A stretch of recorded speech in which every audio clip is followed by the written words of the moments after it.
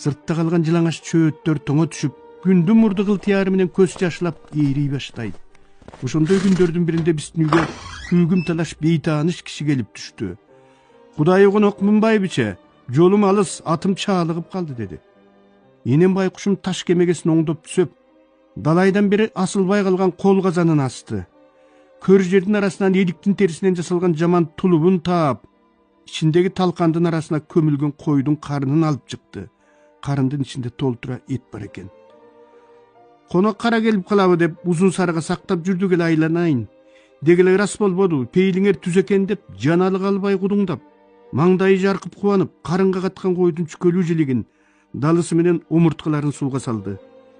Эт чыгараарда чөөгүндөгү ысык сууну колума карматып, "Тур балам, акеңдин батасын ал" деди.